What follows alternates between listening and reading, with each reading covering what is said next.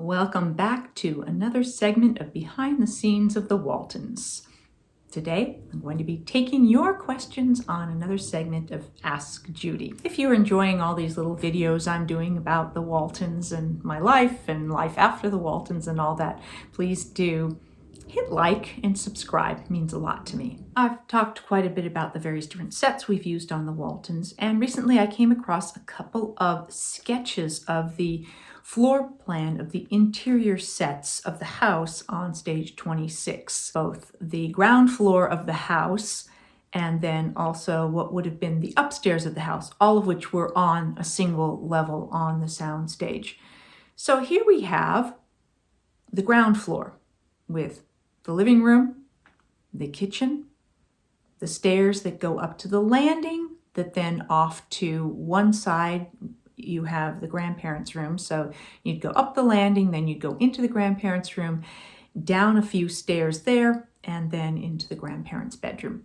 Then continuing on up the stairs where it went up to a very small landing holding platform area where we could wait to make entrances when we were coming down those stairs. And then there's also the screened in back porch area when we entered from there. And then there's also the front porch, which runs across the front of the interior set as it did on the exterior set on the back lot. So that's pretty much it on the ground floor. Then as we go into the second floor, you can see where those stairs then were supposed to have come up from the ground floor. And right next to that was the area that was sort of the attic area, just a couple steps up into that attic area. Then you continue along and off to one side, you get John Boy's bedroom. And then a little further along, off to the other side, you have the boys' bedroom. Then you continue further down, you have the bathroom that we all shared. And then at the end of that hallway was the room that doubled as both the parents' bedroom and the girls' bedroom. They just swapped out the furniture depending on which set they were using.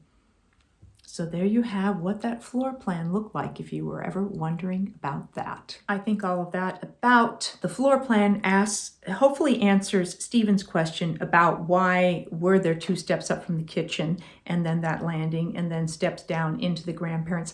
I'm not sure why the set was originally designed that way. Maybe they thought it was more visually interesting. It did give us that landing coming down into the kitchen from the upstairs, meant that they didn't have to try and build as steep a staircase in one piece there.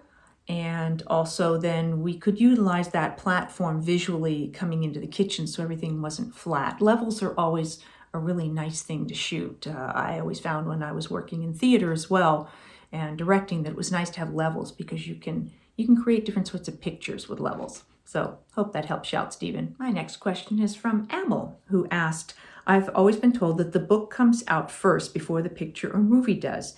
Is it the same in the case of the Waltons? In the case of the Waltons, it actually is, because Earl Hamner initially wrote the book Spencer's Mountain about his family, and that became the movie Spencer's Mountain. And then he wrote the book The Homecoming, which then was picked up by Lorimar and then produced by CBS for the TV Christmas special, The Homecoming, back in 1971.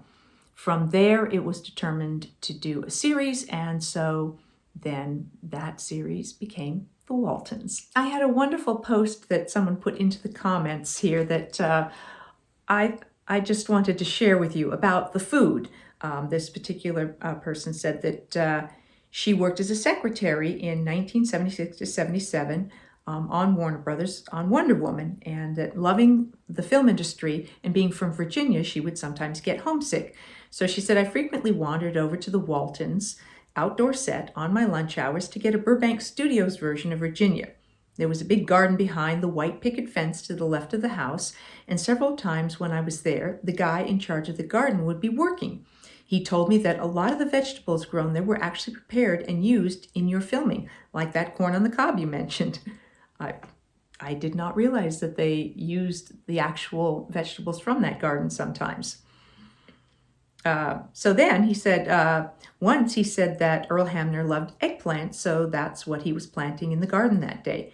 I had fun helping him plant them, and we laughed as we said, we sure hope the plants survived. It would have been terrible for him to have to put on his resume that he got fired from the Waltons because the eggplant died. Another time I helped him attach bright red plastic tomatoes to the plants that had not matured enough to show up in the afternoon shoot.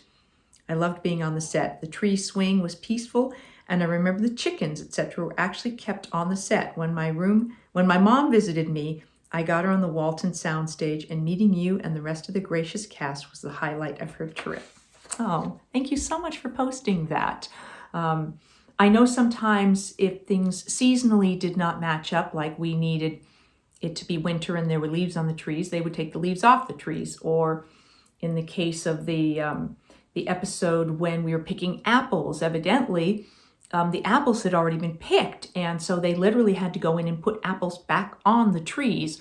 So things like that would happen to accommodate various different filming. From Destiny, I have this question. I believe you mentioned having a double for an episode. Were there doubles in cases like driving, where we thought it was someone back, but actually a double, like Will or Ralph walking to the car?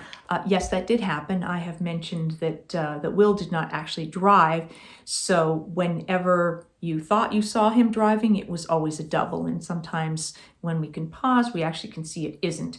But with the longer shots, we can't really tell who's driving. And sometimes they would take all the vehicles out on location and get various sort of stock shots of the cars being driven this way and that way, so that they had them and could use them in various different episodes. In those cases, they did not take any of the actors out because they didn't need to. Occasionally there might be something where a car was driven by somebody else because they needed to get a shot. They didn't need the actor to do it. But if you actually, the rest of us, pretty much, if you saw us get in a car and drive off, it was us in the car driving. I was never double driving. I was doubled the one time on the roof of the house in the carnival when I was supposed to be walking the tightrope up on the roof of the barn. Richard Thomas was occasionally doubled for some stunts. I think during the Thoroughbred, in some of the riding sequences when they were going up and down tough areas on the mountains for the race. And Elizabeth was doubled when the horse, Molly, that she had crashed through a fence and fell down. So there were things like that that were doubles. But for the most part, we did all our own so-called stunts. There wasn't what you'd call a lot of stunts on the Waltons, so not usually a big deal. And then Leslie Winston had shared that with that red car, she never did actually learn how to drive it. So whenever she was in the car, she said she was usually pulled in and out of shots by the crew with a rope on that car. Then Dee asked how much ahead of time were storylines planned out. I don't really know. We would get a list of what the episodes were going to be for the most part in a season, but all we got were titles. We didn't know what they were about. So whether there was season arcs, like in season 5, Mary Ellen's going to get married, in season 6 she's going to have a baby, whether those types of things were planned out very far in advance, I'm not really sure. I know that happens a lot with series now. They will have several years of story arcs. It's what we call the Bible for the show. But I don't know if at the time of the Waltons that was going on. All right, I'm going to grab just a few quick ones here. Someone asked if Tony was really pregnant, Jason's wife. No, she was not. None of us who had babies on the series actually were pregnant in real life at that time. So neither Tony nor me or Leslie, when Cindy was pregnant, no, it was all just padding. Rob asked, how long did I live in Vancouver? I lived in Vancouver, Canada, for 10 years. Loved it up there. Then I had a question here. Was there much overdubbing done? It seems like it would eat up a lot of time. It did eat up time and budget, so they did as little as possible. There were just occasional things where we couldn't use audio, like in The Grandchild, when I was running in the storm and there was lightning and rain and everything, it was too noisy. We couldn't shoot the actual dialogue or anything, so that was dubbed. Or if something really was just unintelligible, sometimes we'd have to go in, but it didn't happen very often. And then Dara asked what happened to the ring that went down the drain. In the ring didn't actually go down the drain, so we were able to save it, and that would have gone, I expect, back to the prop department. And then someone asked about having seen a picture of the 50th anniversary of CBS programs with a ton of stars at the time, both past and present. There seems to have been a majority of your cast in the picture. Not that any of you shouldn't be in the picture. It's surprising to see so many of you in that picture. Just wondered, were you notified, or did most of you happen to be on the lot filming and then asked to participate? Very cool photo. It is a very cool photo, and it hangs on the wall in my house. I'm very proud of having had an opportunity to be a part of that CBS 50th special. And it was planned. The CBS was doing this whole special. They did invite all of our cast to come participate, along with the stars from all shows over the first 50 years of CBS. So a real honor to be a part of that fabulous picture. That's what I have for you for this segment of Ask Judy. I will be back with more behind the scenes of the Waltons and more Ask Judy. Thanks for watching.